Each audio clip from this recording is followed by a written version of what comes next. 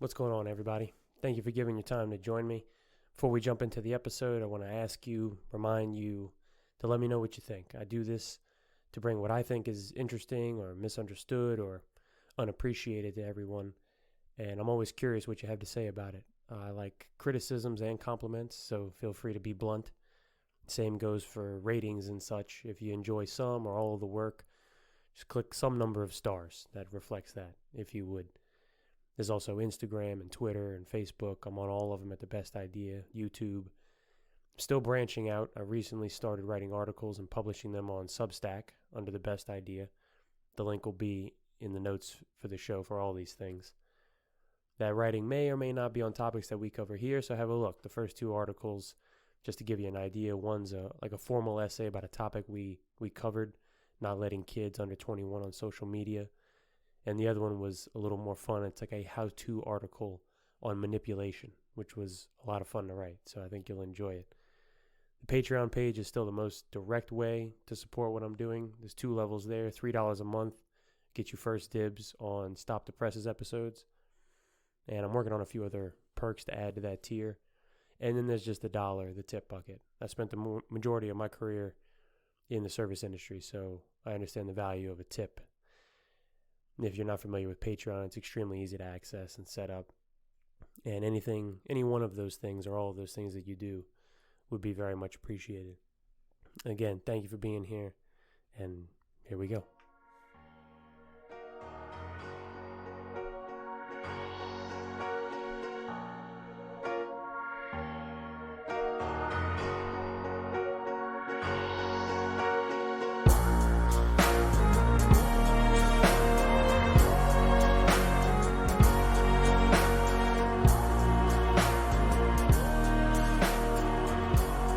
Welcome back, everybody.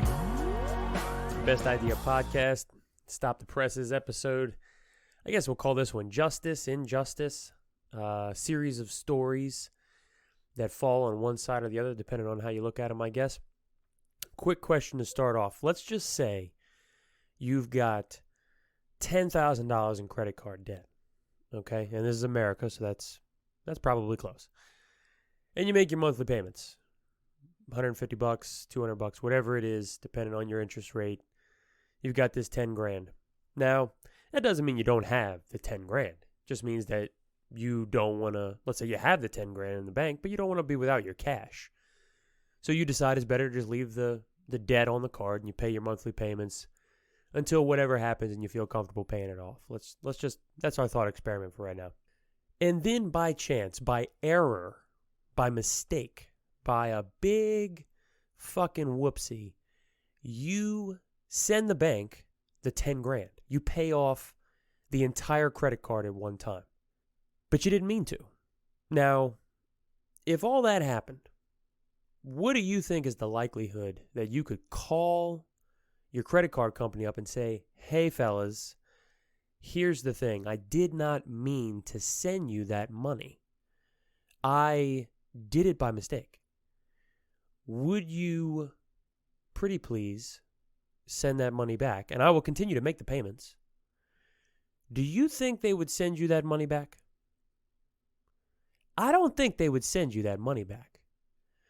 So imagine that scenario, but way bigger. Like $500 million.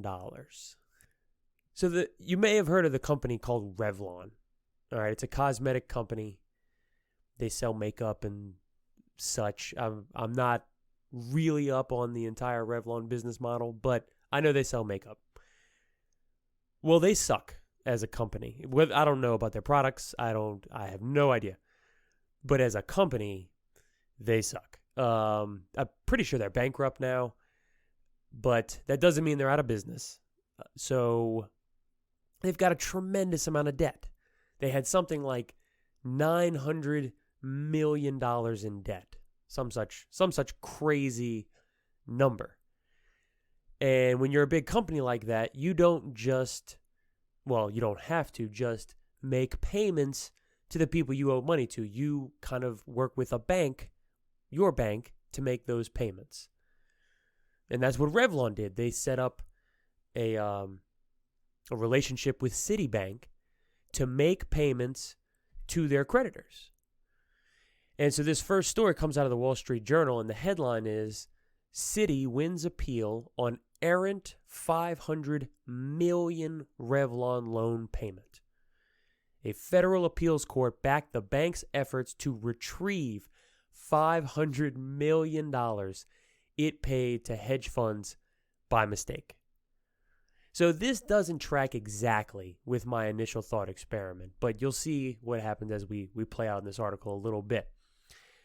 And it starts off with hedge funds shouldn't be able to keep roughly $500 million they were mistakenly paid by Citigroup on a loan owed by the now bankrupt cosmetics company Revlon. A federal appeals court ruled on Thursday. The court ruling is a major blow to the investment firms in their long dispute with Citi, which in 2020 prematurely paid off with its own money a nearly $900 million loan balance owed by Revlon. So like I said, Revlon has a relationship with this company, with this bank, and was making their payments to their creditors on a semi-normal basis because they don't have a lot of money. I say not a lot of money. We're talking about hundreds of millions of dollars here, but you get my drift. Compared to their debt, they didn't have a lot of money. So Citigroup is, processing these payments and sending them out, and then accidentally sends $500 million of their own cash to pay off the debt that Revlon has to all these creditors. So like I said, not a perfect tracking with my thought experiment, but you get my drift. Banks never fucking lose. That's really the point of this. Banks do not lose. So it goes on. It says some lenders, once they realized that this happened, they reached out to all the people they paid and they said, "Hey, this somebody who formerly worked here, because that motherfucker's fired, sent y'all this $500 million. We really need that money back." And it says some lenders returned roughly $385 million at the bank's request when it realized its mistake. Others refused, touching off a legal dispute with Citigroup, the administrative agent in charge of distributing periodic interest payments from Revlon. Now, this is the thing. The appeals court said the investment firms were not entitled to the money because Revlon's debt wasn't yet due when it was paid. And so this is what kind of tracks back to that credit card story. That because the debt wasn't due yet, that's the reason that they weren't entitled to the money. It doesn't matter that they were given the money and that they were owed the money, but because the date hadn't quite yet hit, this 3-member panel wrote that they weren't entitled to it. They said allowing them to keep a mistaken payment would topple the settled expectations of participants in the multi-trillion-dollar corporate debt market and be brutally unfair. That's what the judges wrote, brutally unfair. Citibank had no intention to discharge Revlon's debt. The payment was made by accident. This is a judge who wrote this. This is not the lawyers for Citigroup. Imagine having an advocate like this in a courtroom. I mean, people would drool over this sort of shit. Banks apparently get this all the time. Citigroup said on Thursday, the ruling reaffirms our long-held belief that these mistakenly transferred funds should be returned as a matter of law, as well as ethics. Ethics? I mean, as a matter of law, I have no idea. But as a matter of ethics, it would have been unethical for these companies to return this money to this bank? I don't know about that. I don't know.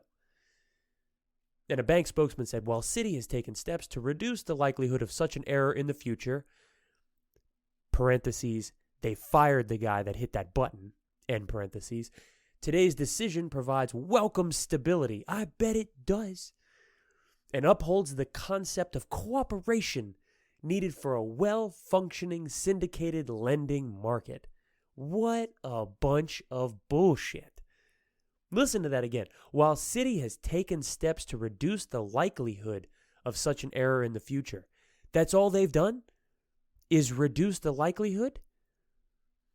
Today's decision provides welcome stability and upholds the concept of cooperation needed for a well-functioning syndicated lending market, a bank spokesman said. And the appeals panel sent the matter back to a district court. A lawyer for the investment firms did not comment, but with Citi prevailing, and this is from the article, but with Citi prevailing in the appeals court, the lenders could find themselves as creditors of Revlon, which entered into bankruptcy owing more than $3.5 billion in debt. I told you they were a shitty company. Bad company. The company has said that a resolution of Citi's appeal would advance restructuring negotiations by identifying whether it is the bank or the lenders that hold the $500 million claim against Revlon. Blah, blah, blah, blah, blah. Banks don't lose. That's what we take away from this Wall Street Journal article. Banks do not lose. Written by Becky Urak and Andrew Scuria. Very well written article, but it's just I can't get behind it. Banks never lose. That's thing number one. So the next story is if banks never lose is the synopsis of the first story. Colleges can lose is probably the headline from the second one. Have you ever heard of Oberlin College before? It's an extremely, it's a very, very progressive school located in Ohio, of all places. Not where you'd assume California or New York or something like that, but it's actually in Ohio. And they've been in a legal fight for a while. They were sued by a bakery. Bakery called Gibson's Bakery is located in the same town, Oberlin, Ohio. And the fight has been over shoplifting. A student from Oberlin College was caught shoplifting from this bakery. And the bakery wasn't okay with that. They do not support shoplifting, it turns out. And I'll just give this from the article. It says a 2016 dispute, it was a long time ago, 2016 dispute with Gibson's Bakery resulted in a years-long legal fight and resonated beyond the small college town in Ohio, turning into a bitter national debate over criminal justice, race, free speech, and whether the college had failed to hold students accountable. So, long story short, this turned out to be a $36.59 million lawsuit. $36.5, a little more than $500,000 to this local bakery. The student that shoplifted was black. And obviously, back and forth we've gone over not only the history of racism, but how racism affects the world today that we live in. And this school decided to take the side of the multitude of students that accused the bakery of just being racist. But, like the lawyer for Gibson Bakery said, truth matters. And the fact is, and the undisputed fact, is that this kid shoplifted from this store. The fact that he was black makes no never mind. Boys do dumb shit all the time, especially at college age. This kid is not inherently bad or good or anything. He's pretty fucking normal, made a really bad decision. But all of the fellow students at this very, very progressive school, you can imagine with the especially the current political climate in a school like that, all went to bat for him, basically just saying that the bakery was either making it up, the kid didn't take anything, or it wasn't a big deal, or what have you. Well, it's not incumbent on a business because somebody that might commit a crime there is black, Asian, non-white, whatever, to just say, well, let's just let this go. No, if you shoplift from a store and you get popped, that's not good. There should be consequences for that. None of that was really the problem. Like it says in this article, it says the case hinged on whether Oberlin officials had defamed the bakery by supporting students who accused it of racial profiling. The verdict essentially finding that the officials had done so. It may make other colleges and universities think twice before joining student causes, legal expert says. Such a large amount is certainly going to make institutions around the country take notice and be careful about the difference between supporting students and being part of a cause. It wasn't so much that the students were speaking. It's the institution accepting that statement uncritically. And this was all from a professor of higher education at the University of Kentucky. Said sometimes you have to take a step back.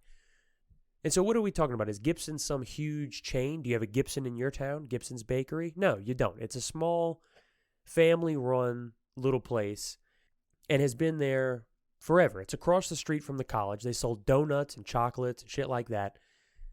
And November 2016, a student tried to buy a bottle of wine with a fake ID while shoplifting 2 more bottles by hiding them under his coat.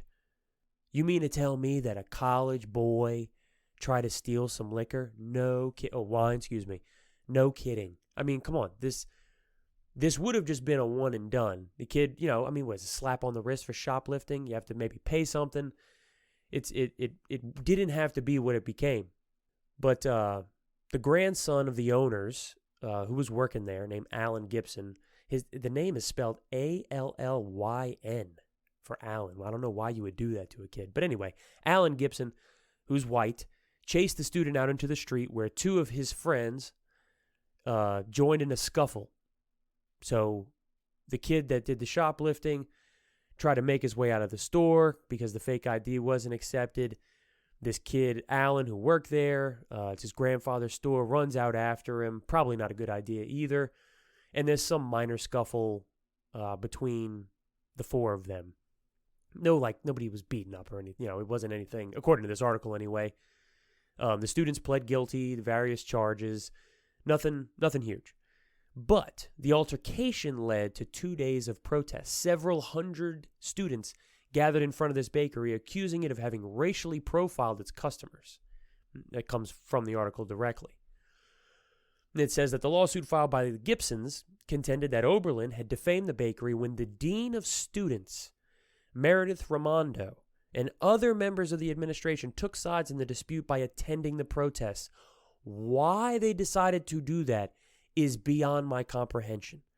There's no way they could have had an understanding of what actually happened in that store.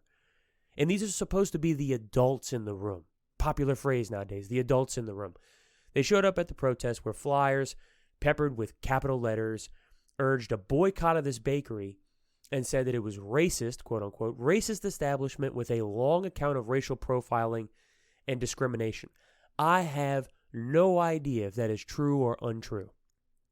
What I do know is if that you are part of the administration of an institution, you have a responsibility to find out first before you go about putting yourself in the name of your institution out there like that, because sometimes it can lead to a $36.5 million settlement. Now, Oberlin College just so happens to be extraordinarily wealthy. It has a $1 billion endowment, which basically just means bank account. It's got $1 billion in the bank. Now, 36 million is not a small number, but when you've got $1 billion in the bank, you can take the hit. The school is not going to close. But this just goes to show you that somebody has to be able to take a step back, take a breath, and see what's actually going on before you just show up at this place calling everybody that's there racist and say that they racially profile and discriminate, especially when the kid took the wine. He did do the thing that they were accusing him of doing. Like, even if Alan with the Y was as racist as David Duke, the kid did shoplift from the store. The law still has to matter at some point.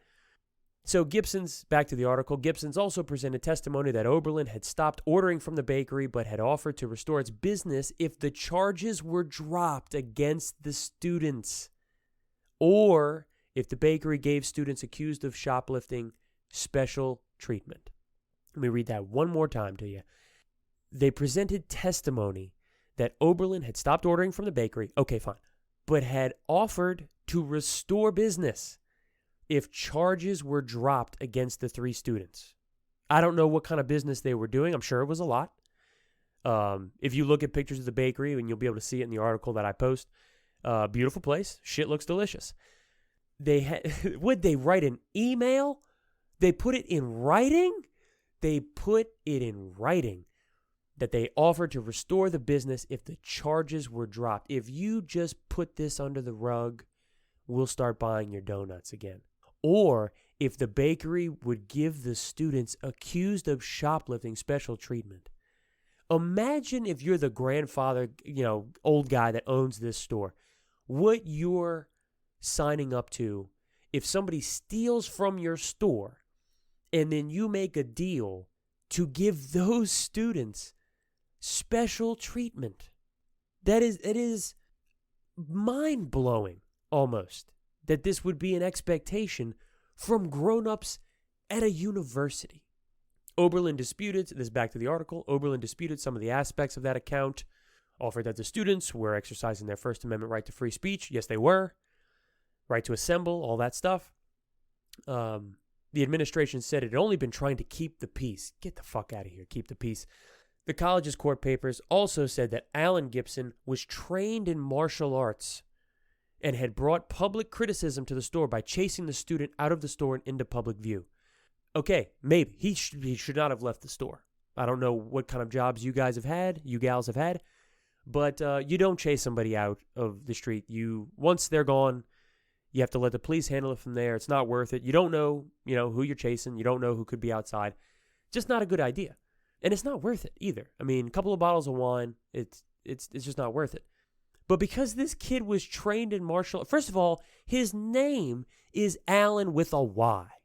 He has no choice but to train in martial arts. You cannot get respect in school if your name is Alan with a Y.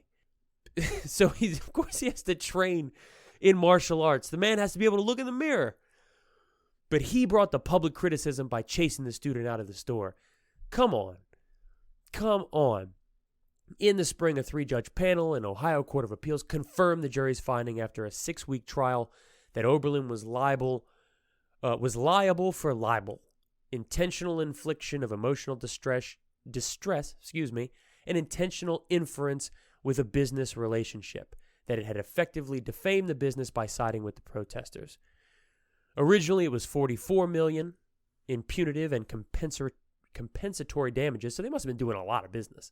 But they changed it to $5 million in compensatory damages, which compensatory compensation, that has to be the business end of things, $5 million. They must have been doing tremendous business with this bakery, which is why they felt probably they could strong-arm them by stopping business and offering to start it up again. And nearly $20 million in punitive damages. Now, those are just punishments. Punitive is just punishment. $20 million slap on the wrist. And then $6.5 million in attorney's fees and $5 million in interest. Okay, $6.5 million in attorney's fees. God bless America. Banks don't lose, and neither do lawyers. And then to add a little salt in the stupid, after the 2019 jury award against Oberlin, Carmen Twilley, the college president. Now, did she come out and say, look, we made a mistake. We should have done a little bit more thinking before being activists along with our young, impressionable students? She did not. She said that the case was far from over and that none of this will sway us from our core values.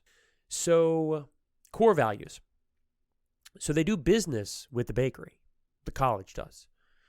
They buy their donuts to the tune of, what cost $5 million in compensatory damages. But their core values will not be swayed. So the students are accusing this bakery of constantly of racial profiling and just being a racist organization, yet it is across the street from the school, and the school does ample business with this bakery up until this point. And not only that, but they agree that they will continue to do business as long as the bakery bends to their will. So none of this will sway us from our core values, I would question what those values actually are. And the college said then that the bakery's archaic chase and detain policy regarding suspected shoplifters was the catalyst for the protests. So Alan with a Y runs out there. There are 3 boys. I don't know the age differences or size differences or any of that, but it's a 3-on-1. Trained in martial arts. Good luck against 3 people. I don't care what you're trained in. But a chase and detain policy regarding suspected shoplifters.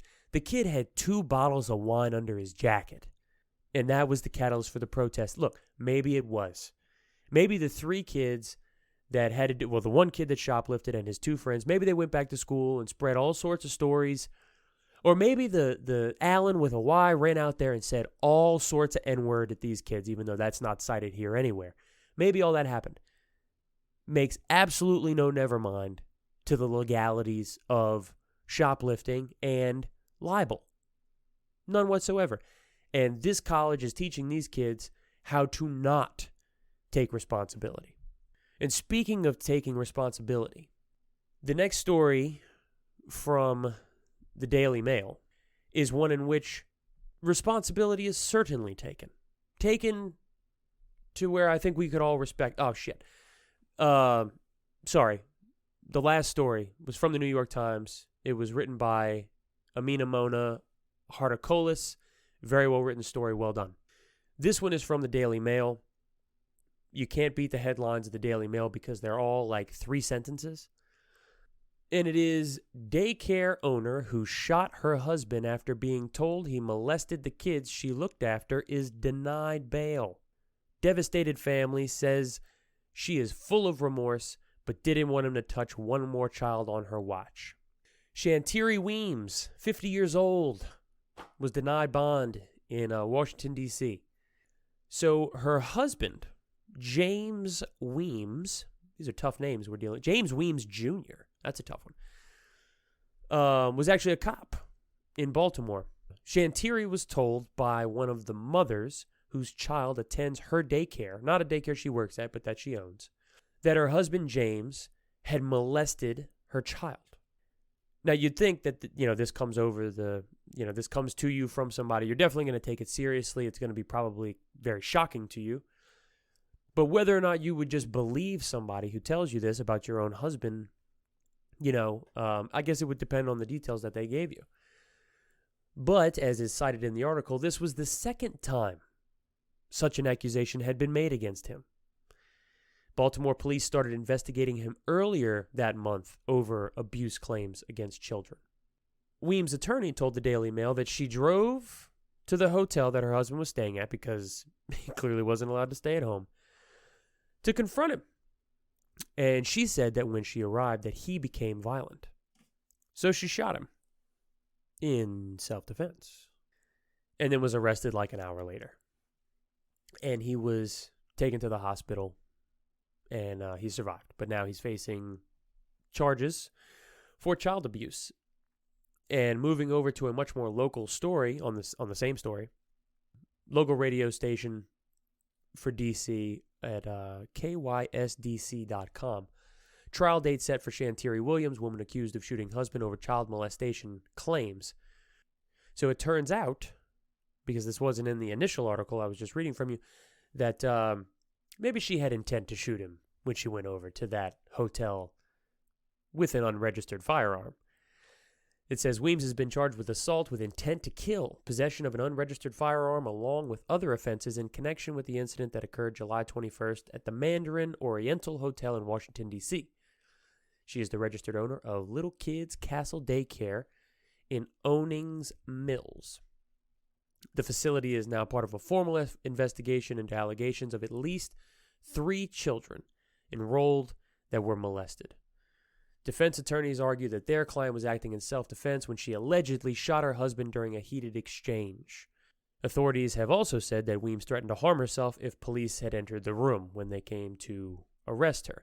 Reports also state that 2 guns, an informal will, and a notebook were all taken from the room. Now, what could be in the notebook? Would it just be the doodlings of a daycare owner?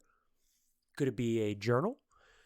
a collection of her favorite quotes? No. It is a notebook detailing her plans to shoot her husband. Now, I can laugh at this because I have absolutely no problem with her shooting this guy, because I think we can venture to say that a wife knows a husband, and I think she knew that these reports were true. And she wanted to make sure that he would not be able to molest any more children. And God bless her for that. 2 guns, an informal will, and a notebook detailing her plans to shoot her husband. I do believe that intent to kill is probably true, but I'm just not sure that we should be angry about that.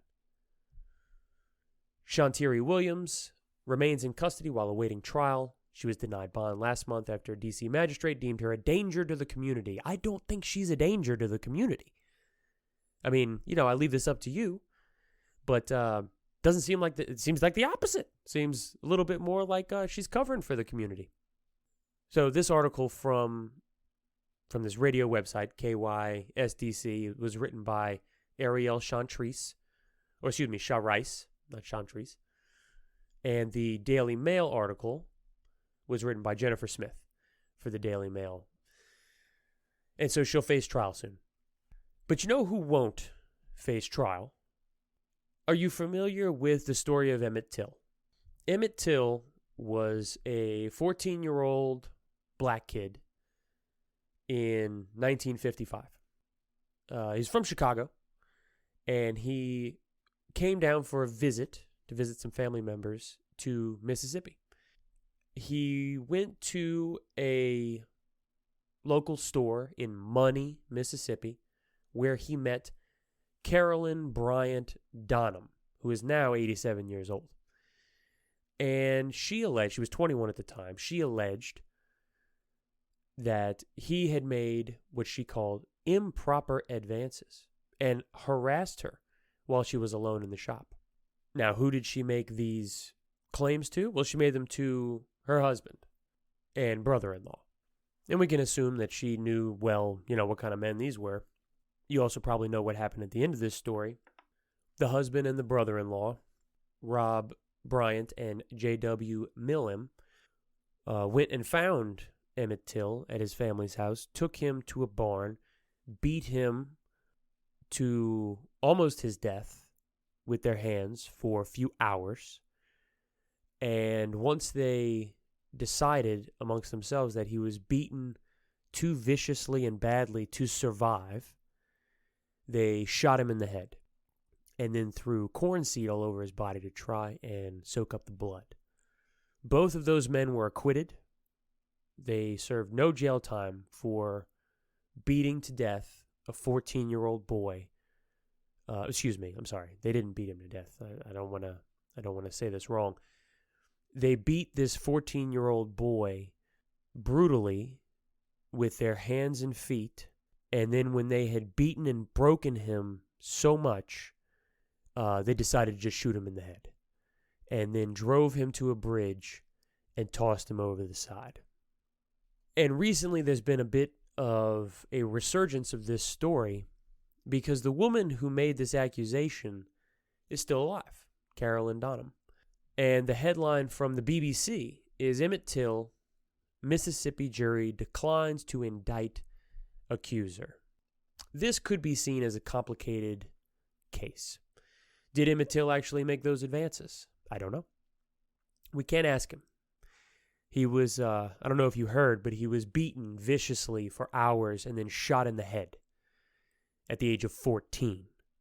So we don't know if he actually made those advances, but she has since expressed a great deal of remorse about what happened to this young boy.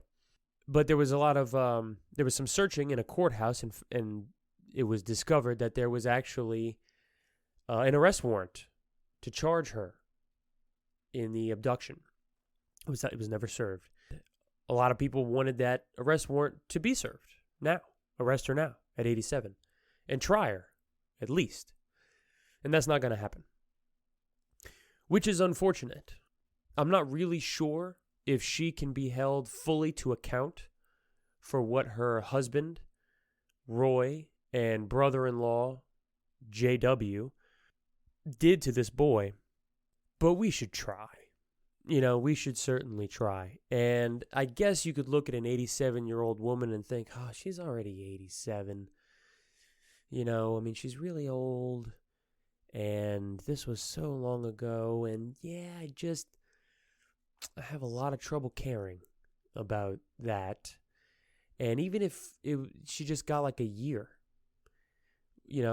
or 2 years, just because it's the right thing,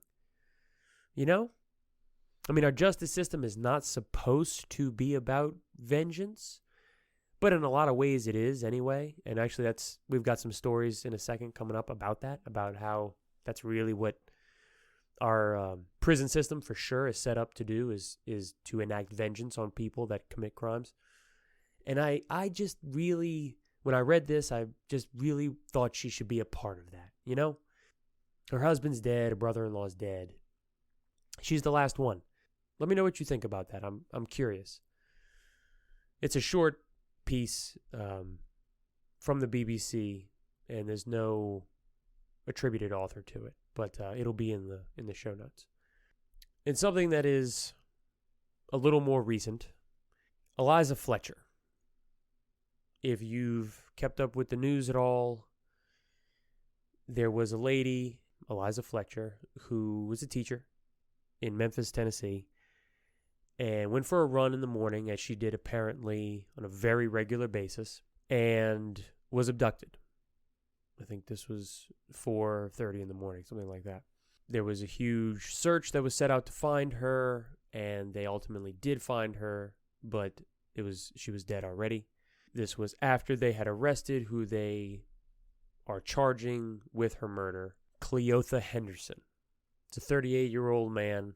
This is an article. It's just from CNN, and there's 100 articles about this story. I just picked this one for a couple of reasons. Gives a few details that kind of lead into what I want to talk about regarding this. And it starts off saying the man accused of kidnapping and murdering a Tennessee teacher appeared in court Thursday in a city stunned by another deadly attack. Cleotha Henderson, 38, faces multiple charges in the killing of Eliza as her nickname, Fletcher, who was 34, disappeared after she went jogging in Memphis early Friday morning. Henderson allegedly passed by Fletcher in an SUV while she was jogging in the neighborhood near the University of Memphis.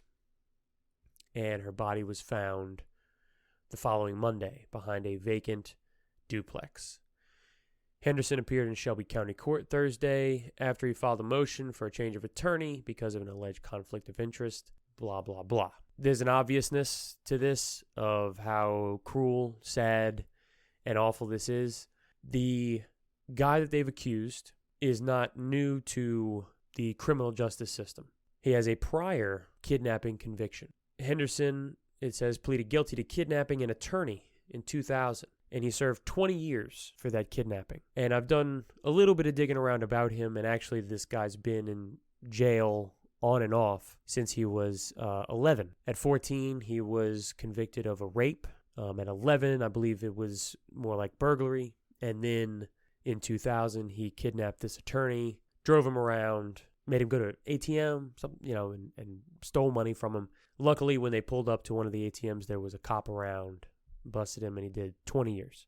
And the point that I want to make about this is I'm not positive. I can't be positive. But I think it's worth speculating that we, as a society, the things we value, failed this woman. The system that we've built, that we've allowed to be built, and I hold us all, adults to account, voting age adults. The system we've allowed to be built is one that if you spend 20 years in it, there's no way you're going to become anything but worse than what you were when you get out, which can lead you to one of two conclusions. Either this person should not have gotten out, or we should be doing different things while people are in prison. So I mentioned it earlier that our system is basically set up for vengeance. And there's dispute over the length of sentencing, over mandatory minimums. There's a lot of things about the criminal justice system that we can go back and forth over. But one thing that really is not up for debate is the quality of the time that is spent in the prison. Because a lot of us think that once you are convicted of a crime and you go into prison, the idea is for every single day that you're in there to suffer as much as you can while not being, actively beaten, I guess, by, prison guards and such things. But it is to suffer. It is not enough that you have lost your freedom, which is what prison, jail is supposed to be. That is supposed to be the payment of the debt that you have to society, is you are giving up what we all cherish more than anything, is our freedom. It is not enough for us that you give that up. But while you are there, it is to be a degrading experience. You are not to be offered things that will make you better. And there are places, even in Tennessee, I've found, that they do have these programs that they promote very often. But I can tell you how well they work. So take Tennessee, for example. Out of every 100 people that go to jail in Tennessee or prison in Tennessee, how many of them would you guess end up back in prison? Okay, it's called the recidivism rate. Out of every 100 people that go to prison there. Now, we're not talking federal, state prison. How many of them do you think end up back in? Well, I can tell you that the national average is 46 out of 100, okay? So nearly half end up back in there. In Tennessee, it's 68 out of 100. And they have, as a country, we have some, 2 million people in jail or prison at any given time. The most in the world, actually. What I want to point out is what we do while they're in there. So what did we do? What did the system do while this guy was in prison for 20 years? Could he have been helped? I don't know. Does he have some sort of mental illness that makes him do horrible things? I have no idea. The guy could have a brain tumor for all I know. I have no idea. There are many among us that believe in good and evil people, and sociopaths certainly represent what we would all call evil, I think. Someone that just cannot feel empathy. It is not that they actively shun it or don't want to feel it, that they can't feel empathy. They can mimic it, but they can't feel it. The Hannibal Lecter types, the Ted Bundy types. If you ever want to have a good look at a real,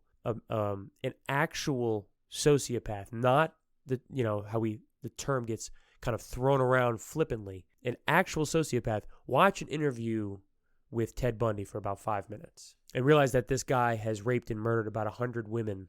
And you can listen to him just kind of justify it as, well, I saw some porn when I was young, and I don't know why this thing has happened to me. And it's just a lot of rationalizing because he can't feel any empathy. He doesn't have it. He can't do it. And so I guess that's what we would term evil. Is this guy evil in that way? Is he a sociopath? I don't know. But what I do know is that most people are not that. The vast majority of people that end up in prison could not be reasonably defined as evil. They come from certain places. They have certain trajectories that they're set on by being born in certain circumstances to certain people. But once we get our hands on them, once society gets its hands on people for whatever the offense may be it something that needs long-term imprisonment, short-term imprisonment, we can agree that there's only a handful of crimes that one can commit that should land them in prison forever. Now, should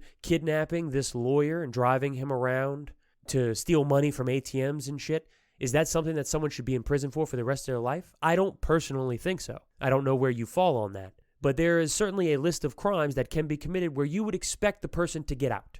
If somebody robs, for example, shoplifting.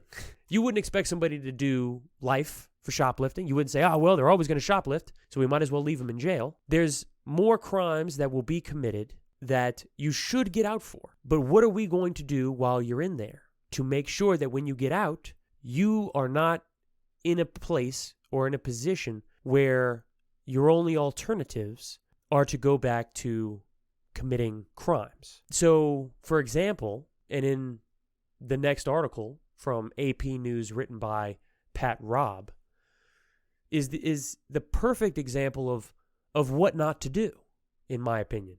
One of many examples, but one that I wanted to highlight. And this does not apply to the Fletcher case. I'm using that case because the man that is alleged to have murdered this woman spent 20 years in a state prison.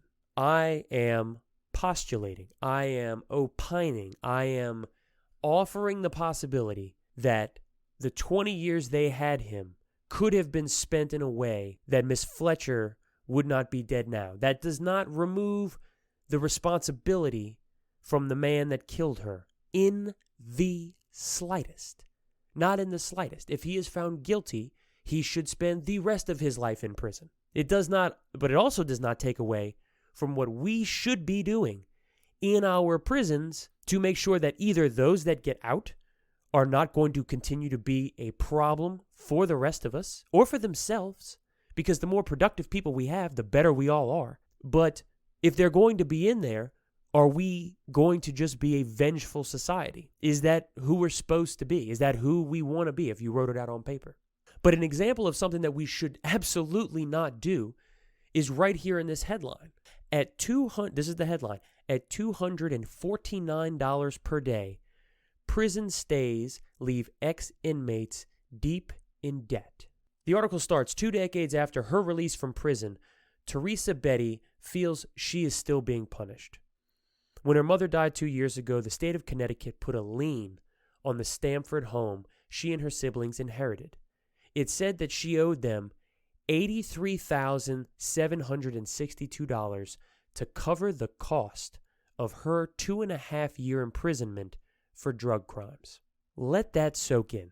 Nearly every state in the Union has a pay-to-stay law. This is one of the highest, where you're found guilty of a crime, you are put in prison, and the prison charges you rent every day, like a hotel. So when Teresa Betty was convicted of drug crimes, nothing violent, she gets out 2.5 years later, and what we expect from her, a society, we expect for her to go straight, to not get convicted for drug crimes again, and to not commit any crimes again, as we expect from all of us. And so how do we set her on a path that is what she'll be doing? We put her $83,000 in debt, and she spent 2.5 years in prison. And it goes on to say now she's afraid she'll have to sell her home of 51 years where she lives with 2 adult children, a grandchild, and a disabled brother. I'm about to be homeless, said Betty, 58, who in March became the lead plaintiff in a lawsuit challenging the state law that charges prisoners $249 a day for the cost of incarceration. Let me ask you, what's the nicest hotel you've stayed in? Or what's the nicest Airbnb you've rented? I mean, there's thousands of dollars a day you can spend on hotels and Airbnb. But just, think about that. What's the nicest one you've stayed in? $249 a day. And she says, what I think is put perfectly. She says, I just don't think it's right because I feel I already paid my debt to society. I just don't think it's fair for me to be paying twice. And I couldn't agree more with that. The debt that is to be paid to society is the time that you've lost your freedom. That is the debt. Does not mean that you are to live in squalor, and it does not mean that you are to be put in financial debt because you were convicted of a crime, especially not even a fucking violent crime. Now, there's 2 states, Illinois and New Hampshire, that have repealed their laws since 2019. It says Connecticut also overhauled its statute this year, keeping it in place only for the most serious crimes such as murder and exempting prisoners from having to pay the first $50,000 of their incarceration costs. I want to know how they come up with these costs. And it says under the revised law, about 98% of Connecticut inmates no longer have to pay any of the costs of their incarcerations when they get out. And Ms. Betty goes on to say, it just drags you back into despair. That's where I feel like I'm at. I feel like I have no hope. Where do I go? All this work, and it feels like I've done it in vain. She's now a certified nursing assistant, and if you know anything about that job, the pay is abysmal. It's minimum wage type work, even though those people do or are asked to do unbelievable things, changing the diapers of elderly and such sort of work. But I think she put that perfectly. I feel like I have no hope. What do we expect from somebody in that place? that they're not going to go do what they got to do to make sure that they can feed themselves? That they're not going to go take a moment to smoke some weed to relax because their life is shit, because they're $80,000 in debt and they make $12 an hour? So we have to pick one way or the other. And the way that they justify this, according to State Senator John Kissel, douchebag, the top Republican on the legislature's Judiciary Committee, said he opposed the repeal passed by the Democratic majority because he says, even though Betty's situation tugs at one's heartstrings, everybody has issues. The policy is one to make one appreciate that your incarceration costs money. The taxpayers footed the bill. They didn't do anything wrong. And knowing that one has to pay the state back a reasonable sum on a regular basis is not a bad policy. I don't know if that statement from this asshole makes you as deeply annoyed as it does me, but I really feel like it should. This is exactly what we shouldn't do if we don't expect people to go back to prison at a rate of 48 per every 100. Now, if only there was a place in the world that we could look to just think outside of the box. What could we do with prisons that would be more helpful to us as a society? Meaning, the prisoners that are going to get out of prison can start being productive immediately. That is what we want. We do not want them to get out of prison and constantly relive the fact that they were in prison. We want them to be able to get out and contribute to the rest of society. They have taken from society, then they have paid the debt by giving time back, and now they are out and about and among us all. And we want them to be able to contribute not only for us, but for themselves. Why? Because people that do that raise better children, live better lives, and don't commit crimes again. So also from the BBC, no author attributed, is there is a country that tried some different shit. And the article's from 2019, and it is Norway. Now, I know the common refrain is as soon as you mention a country that is not the United States, immediately the thought is, that's just them, we can't do that here. And that is what every stupid individual says when they don't want to try something new. So I'm not accepting that. I'm just going to put forward these ideas that are in this article as possibilities. Let's just call them possibilities. Because Norway, for a long time, because we think about countries like Norway, Denmark, Belgium, Sweden. We're like, oh, these people are just happy as fuck. They don't have problems. They're not living as hard as we're living over here. Norway had a 70%, that is 70 out of 100 recidivism rate for criminals for a long time. Okay? So they had this same problem. They put people in prison. When they would get out of prison, 70 out of 100 ended up going back in prison. What they didn't do is just say, these people are just evil, that's the way that it is, which is kind of what we do. So they changed some things. They stopped treating their prisoners like objects. So, for example, they do something called dynamic security. Guards and prisoners do activities and things together, like lunch and shit. They take walks, they interact, they talk to each other. They don't even call them prison guards. They just call them prison officers. And these things may seem small, and some people might kind of chuckle, like, oh, man, how cheesy is that? No, this is actually what you do if you want to make real changes, because the people you stuck in prison are people, and they are not going to respond to being treated like they're in the Stanford prison experiment. If you just talk down to people and treat them like shit, they are going to retaliate, just as you would or I would if somebody were treating you like that. Doesn't matter if you're in prison. That doesn't take away your human nature. So what they're doing here in Norway is they're going with human nature. And you'll never guess what's happened. In 2 years, okay? 2 years of doing this, and I'm sure it wasn't easy at first. I'm sure a lot of people thought it wasn't going to work, but they tried it. They tried it. 2 years, the rate fell to 20%. From 70 to 20 in 2 years. The guy who's responsible for this, named Hoytel, first began his career as a Norwegian correction service in the 1980s, and the prison experience was altogether different. He said it was completely hard, he remembers. It was a masculine macho culture with a focus on guarding and security. Does that shit sound familiar?